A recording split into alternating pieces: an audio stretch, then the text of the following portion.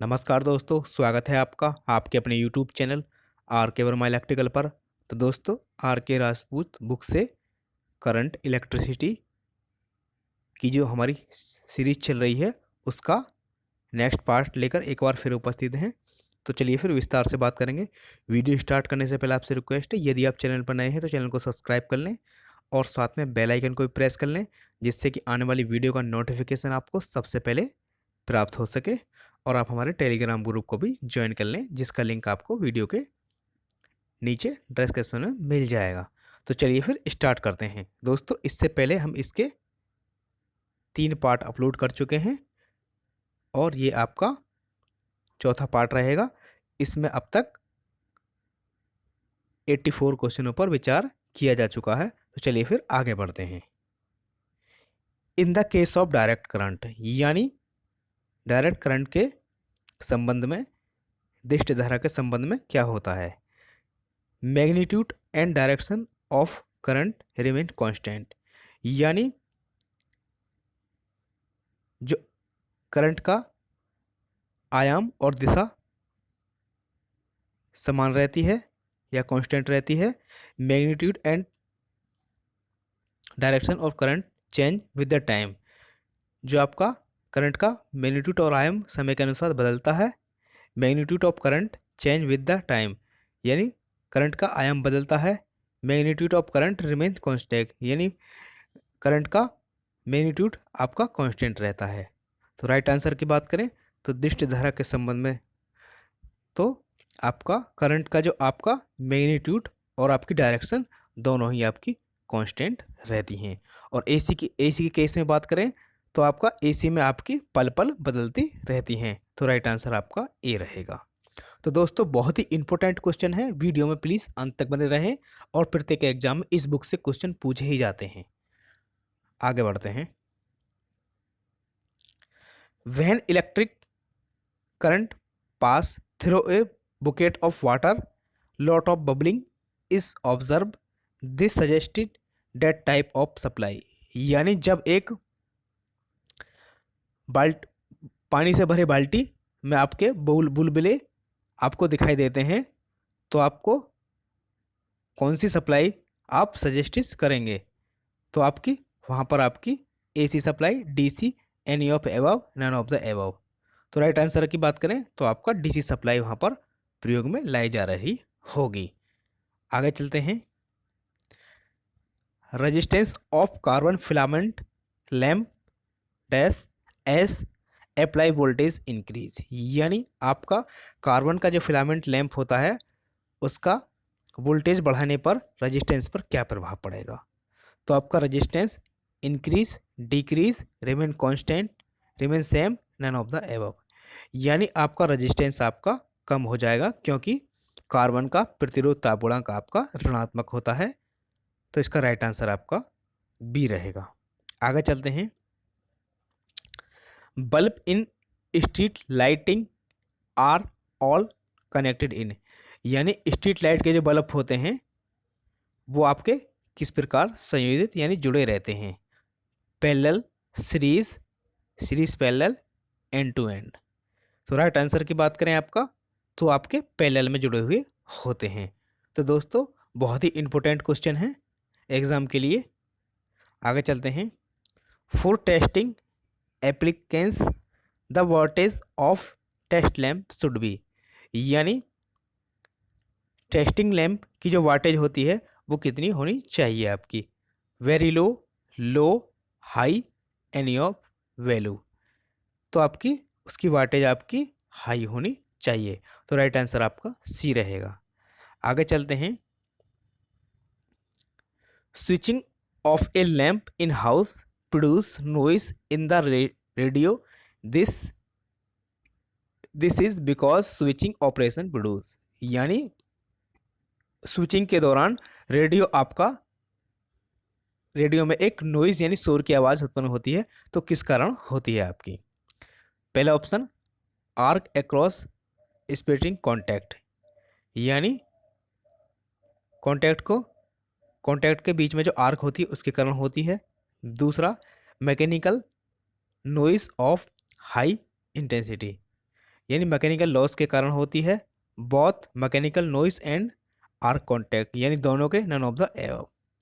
तो आपका जो शोर उत्पन्न होता है वो आपका आर्क अक्रॉस सेपरेटिंग कॉन्टैक्ट, यानी कॉन्टैक्ट के बीच में जो आर्क उत्पन्न होती है उसके कारण आपका रेडियो में आपका नॉइज उत्पन्न होती है। तो राइट आंसर आपका ए रहेगा। आगे चलते हैं। Sparking occurs when a load is switched off because the circuit has, यानी जब लोड का स्विच ऑफ किया जाता है तो उसके कॉन्टैक्ट के बीच स्पार्क उत्पन्न होती है। तो किसके कारण होती है? आपकी रजिस्टेंस के कारण, इंडक्टेंस के कारण, कैपेसिटेंस के कारण या इम्पीडेंस के कारण। तो राइट आंसर की बात करें तो आपका इंडक्टेंस के कारण आपकी आर्क उत्पन्न होती है। तो राइट आंसर आपका बी रहेगा। आगे चलते हैं। Copper wire of certain length and resistance is drawn out to 3 times its length without change in volume the new resistance of wire, यानी एक कॉपर वायर है, उसकी एक निश्चित लेंथ और रेजिस्टेंस है और आपका 3 गुना बढ़ाया गया है without its length without change in volume, यानी इसका लंबाई और आयतन में आपका कोई परिवर्तन नहीं किया गया है। तो आपका प्रतिरोध पर क्या प्रभाव पड़ेगा? तो प्रतिरोध आपका 9 गुना हो जाएगा। तो राइट आंसर आपका सी रहेगा, क्योंकि एन स्क्वायर इंटू आर इसका होगा, यानी 3 गुना 3 की पावर 2 इंटू आर, यानी 9 इंटू आर, यानी 9 गुना आपका हो जाएगा रजिस्टेंस पहले की अपेक्षा। चलिए आगे बढ़ते हैं। When resistance element of a heater fuse and then we connected its after removing a portion of it the power of heater will, यानी जब एक हीटर का एलिमेंट आपका फ्यूज हो जाता है और उसको दोबारा हटाकर जोड़ने पर हीटर के आउटपुट पर क्या प्रभाव पड़ेगा? तो हीटर की आउटपुट आपकी डिक्रीज यानी घट जाएगी, इंक्रीज बढ़ जाएगी, रिमेन कॉन्स्टेंट समान रहेगी, नन ऑफ द एबव। तो राइट आंसर की बात करें तो उसकी आउटपुट हीटर की आपकी बढ़ जाएगी। आगे चलते हैं।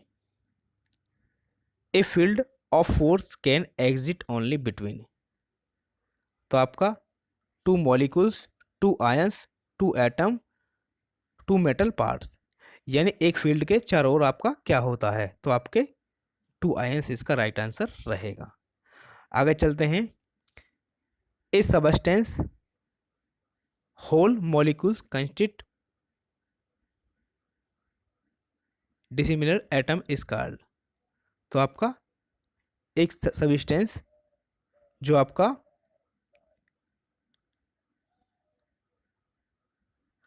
मॉलिक्यूल से बना होता है तो आपका क्या कहते हैं? तो उसे आपका कंपाउंड कहते हैं। आगे चलते हैं। एक माइक्रोवोल्ट इज, यानी एक माइक्रोवोल्ट किसके बराबर होता है? तो आपका 1 गुणे 10 की पावर -6 वोल्ट के बराबर आपका होता है। तो राइट आंसर आपका डी रहेगा। आगे चलते हैं। विच of the following could be value of resistivity of copper, यानी कॉपर की आपकी रजिस्टिविटी कितने के बराबर होगी? तो आपकी राइट आंसर की बात करें तो 1.72 गुणे 10 की पावर -8 ओम मीटर के बराबर इसकी प्रतिरोधकता होती है कॉपर की। तो राइट आंसर आपका डी रहेगा। आगे चलते हैं। The international ohm is defined in the term of resistance of, यानी एक इंटरनेशनल ओम किस टर्म में आपका डिफाइन किया जाता है? तो 1 कूलम ऑफ मरकरी, एक क्यूब ऑफ कार्बन, एक cube of copper, a unit length of wire. तो राइट आंसर की बात करें आपका तो 1 कूलम ऑफ मरकरी, बहुत ही इंपॉर्टेंट क्वेश्चन है, एग्जाम में पूछा जाता है। तो राइट आंसर आपका ए रहेगा। आगे चलते हैं। 3 identical resistor are first connected in parallel, यानी 3 समान प्रतिरोध पहले आपके समांतर में जोड़े गए हैं, देन इन सीरीज, फिर आपके श्रेणी में जोड़े गए हैं, the resultant resistance of first combination to the second combination, यानी दोनों कॉम्बिनेशनों का आपका परिणाम क्या होगा? तो हम देख लेते हैं। पहले 3 समान मान कोई भी ले लेते हैं, मान लो हम 3 ले लेते हैं आपका, तो 3 समान मान के 3 प्रतिरोध पहले आप समांतर में जोड़ेंगे, यानी मैंने आपको 3 ले लिया है, यानी 3 ओम के 3 रेजिस्टेंस को समांतर में जोड़ने पर आपका तुल्य प्रतिरोध 1 आ जाएगा। और उसी प्रकार आपका श्रेणी में जोड़ने पर R1 plus R2 plus R3 यानी 9 आ जाएगा। और दोनों कॉम्बिनेशनों का आपका अनुपात पूछा गया है, तो 1:9 इसका राइट आंसर रहेगा। तो राइट आंसर आपका बी रहेगा। विच of the following relation is incorrect, यानी निम्नलिखित में से कौन सा जो रिलेशन है वो आपका गलत है। तो पहले की बात करें, P बराबर वी आई, तो आपका होता है P बराबर आई स्क्वायर भी आपका होता है, P बराबर वी स्क्वायर आर भी आपका होता है, लेकिन P बराबर वी अपॉन आर स्क्वायर आपका नहीं होता है। तो राइट आंसर आपका सी रहेगा, क्योंकि यही आपका गलत है। आगे चलते हैं। Which method can be used for absolute measurement of the resistance, यानी कौन सा मेथड प्रतिरोध के एब्सोल्यूट मान को ज्ञात करने के लिए यूज में लाया जाता है। तो लेंजर्ड method, reeling method, ohm law method, Wheatstone bridge method. तो राइट आंसर की बात करें तो राइट आंसर आपका डी रहेगा, यानी व्हीट स्टोन ब्रिज मेथड का प्रयोग आपका किया जाता है। अगले क्वेश्चन की बात करें, the equivalent resistance between L and M of circuit so in the figure, यानी एल और एम के बीच में आपका तुल्य प्रतिरोध ज्ञात करना है। तो देख लेते हैं। तो दोस्तों ये आपका फिगर दिया गया है, इसमें आपको एल और एम के बीच में तुल्य प्रतिरोध ज्ञात करना है। तो सबसे पहले हम 6 और आपको 14 के बीच में तुल्य प्रतिरोध ज्ञात करेंगे। तो हमको दिखाई दे रहा है ये दोनों आपके सीरीज में हैं, तो तुल्य प्रतिरोध आपका 20 ओम निकल कर आ जाएगा। अब दोस्तों यहाँ पर इन दोनों का आपका एक हो गया 20 ओम का। अब इन दोनों को हम समांतर में जोड़ देना है, तो 20 BCM 400/40 यानी आपका 10 ओम निकल कर यहाँ पर आ जाएगा। समांतर में जोड़ने पर आपका यहाँ पर आपका 10 ओम हो जाएगा। ये बात बाकी आपके हट जाएंगे। अब इन दोनों को हम श्रेणी में जोड़ देंगे, 10 ओम और 10 ओम आपके श्रेणी में जोड़ देंगे, तो आपका 20 ओम आ जाएगा। तो यहाँ पर आपका इस प्रकार यहाँ पर आपका 20 ओम आ जाएगा। अब इन दोनों को हम समांतर में जोड़ देंगे, तो आपका 20 BCM 400/40 यानी 10 ओम इसका तुल्य प्रतिरोध निकल कर आ जाएगा। बहुत ही आसान है दोस्तों, आप भी एक बार ट्राई अवश्य करें। आगे चलते हैं। 3 6 ohm resistor are connected from a triangle, what is the resistance between any two corner, यानी आपके 3 6 ओम के रजिस्टर हैं, इस प्रकार हैं। ये आपके एक त्रिभुज के आकार में जोड़े गए हैं। तो किसी भी कॉर्नर पर आपका तुल्य रेजिस्टेंस का मान ज्ञात करना है, 6 ओम 6 ओम और 6 ओम। तो आप देखेंगे तो कितना निकल कर आएगा। तो सबसे पहले इन दोनों में आप लगा लेते हैं श्रेणी क्रम, तो श्रेणी क्रम में इनका 12 ओम हो जाएगा। अब आपका जो सर्किट है इस प्रकार बन जाएगा, यहाँ पर आपका 12 ओम हो जाएगा और यहाँ पर आपका 6 ओम हो जाएगा। अब इन दोनों के बीच आपका तुल्य प्रतिरोध निकालना है, तो इन दोनों को हम समांतर में लगा देंगे, 12×72/12×6 यानी 4 ओम आपका निकल कर आ जाएगा। तो राइट आंसर आपका सी रहेगा। ये भी क्वेश्चन आपका बहुत ही इंपॉर्टेंट है। आगे चलते हैं। Ohm's law is not applicable to, यानी ओम का नियम आपका किस पर लागू नहीं होता है, semiconductors, DC circuit, small resistors, high currents. तो राइट आंसर की बात करें तो राइट आंसर आपका सेमीकंडक्टर रहेगा, क्योंकि ओम का नियम आपका सेमीकंडक्टर पर लागू नहीं होता है। आगे चलते हैं। Specific resistance of A substance is measured in, यानी आपका जो विशिष्ट प्रतिरोध है वो किसके टर्म में मापा जाता है, ओम प्रति मीटर, ओम प्रति मीटर स्क्वायर, ओम मीटर या ओम मीटर प्रति ओम। तो राइट आंसर की बात करें तो राइट आंसर आपका सी रहेगा। विशिष्ट प्रतिरोध को आपका ओम मीटर या ओम सेंटीमीटर में मापा जाता है। आगे चलते हैं।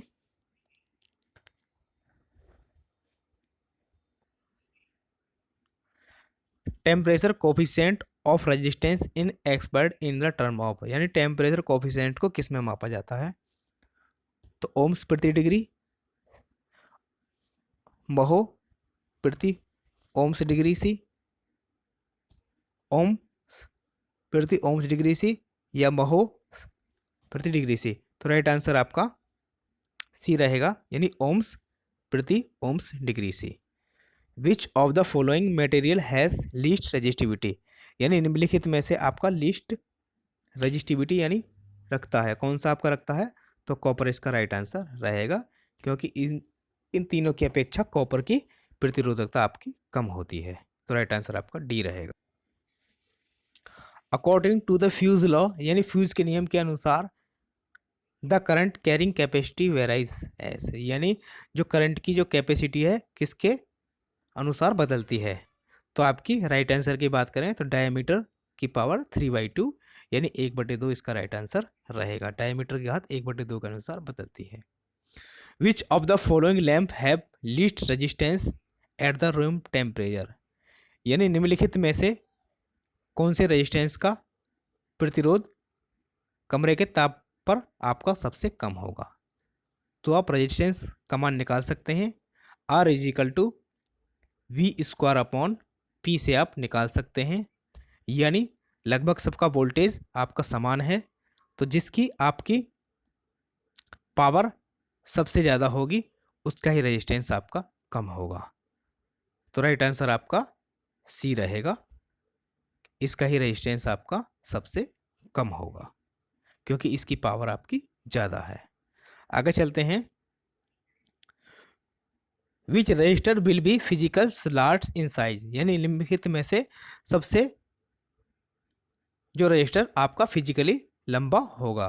तो राइट आंसर आपका 10 ओम और 50 वाट इसका राइट आंसर रहेगा, क्योंकि 50 वाट इसकी जो कैपेसिटी है वो ज़्यादा है, इसलिए ही इसका फिजिकली ये आपका लेंथ में आपका ज़्यादा होगा।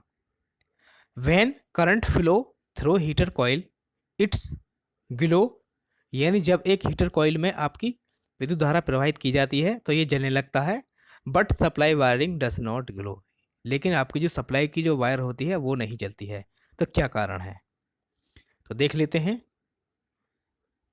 Current through supply line flow at lower speed, यानी आपकी सप्लाई लाइन में करंट आपकी धीमे स्पीड से गुजरती है।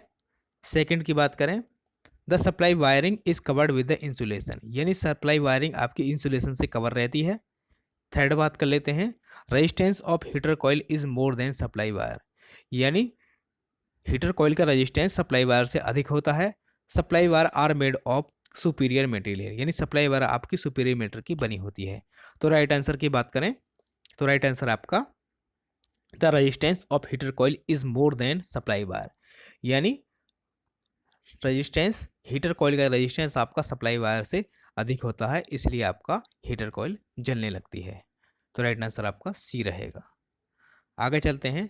The condition for a validate under Ohm's law, यानी ओम्स नियम के अंतर्गत कौन सी कंडीशन होनी चाहिए? रेजिस्टेंस मस्ट बी सेम, यानी रेजिस्टेंस आपके यूनिफॉर्म यानी समान होने चाहिए। तो राइट आंसर भी आपका ए ही रहेगा। विच of the following statement is correct, यानी निम्नलिखित में से कौन सा स्टेटमेंट आपका सही है? तो देख लेते हैं। A semiconductor is a material whose conductivity is same as between the conductor and insulator, यानी एक अर्धचालक पदार्थ जिसकी चालकता चालक और कुचालकों के मध्य होती है। तो बिल्कुल सही है, तो राइट आंसर भी आपका ए ही रहेगा। आगे चलते हैं।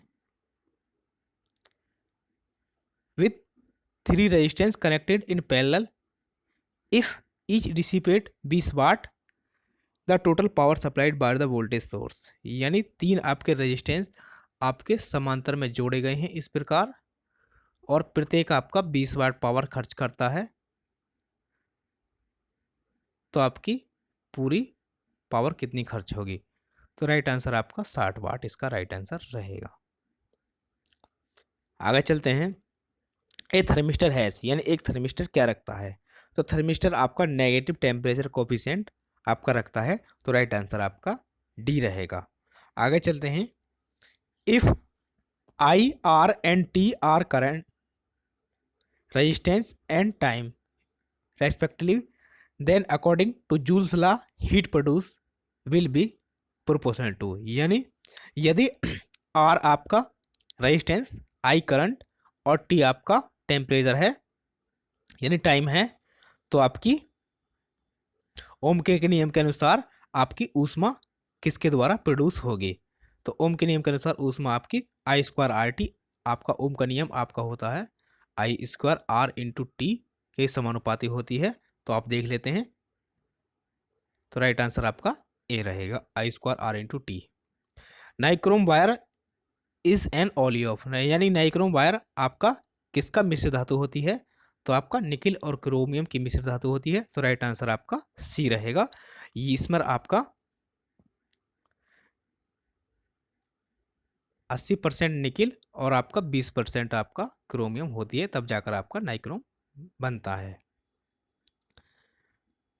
When a voltage of 1 volt applied circuit allow 1 micro ampere current to flow through a conductor of circuit। यानी आपका 1 वोल्ट प्रदान करने पर आपका जो करंट है वो आपकी 1 माइक्रो एम्पियर यानी 1 माइक्रो एम्पियर होती है। यहाँ से आप रजिस्टेंस निकालेंगे। तो रजिस्टेंस होता है R equal to V upon I. यानी आपका V का मान आपको 1 दिया गया है और करंट का मान आपको 1 माइक्रो एम्पियर है और रेजिस्टेंस और आपको चालकता निकालनी है, तो इसका उल्टा हो जाएगा। तो राइट आंसर आपका 10 की पावर 6 महो इसका राइट आंसर रहेगा, क्योंकि चालकता आपकी G इजिकल टू आपका 1 अपॉन आर के होती है। तो राइट आंसर आपका निकल कर आ जाएगा। विच of the following can negative temperature coefficient यानी निम्नलिखित में से आपका कौन सा नेगेटिव टेम्परेचर रखता है। तो इलेक्ट्रोलाइट या सेमीकंडक्टर मटेरियल जितने भी होते हैं आपके, वो आपके सेमी नेगेटिव टेम्परेचर कोफिशिएंट रखते हैं। तो राइट आंसर आपका डी रहेगा। कंडक्टेंस महो यानी जिस प्रकार कंडक्टेंस महो संबंधित है उसी प्रकार आपका रजिस्टेंस और महो होता है। तो राइट आंसर आपका ए रहेगा। ए एगस्ट्राम इज द इक्वल टू यानी एक एगस्ट्राम किसके बराबर होता है। तो आपका 10 की पावर -10 मीटर के बराबर होता है। तो राइट आंसर आपका सी रहेगा। तो दोस्तों ये थे कुछ इंपॉर्टेंट क्वेश्चन। मिलते हैं आपसे अगली वीडियो में, तब तक बने रहे हमारे चैनल पर। और नए हैं तो प्लीज़ चैनल को सब्सक्राइब करें और वीडियो को ज़्यादा से ज़्यादा लाइक और शेयर करें अपने दोस्तों में। धन्यवाद दोस्तों।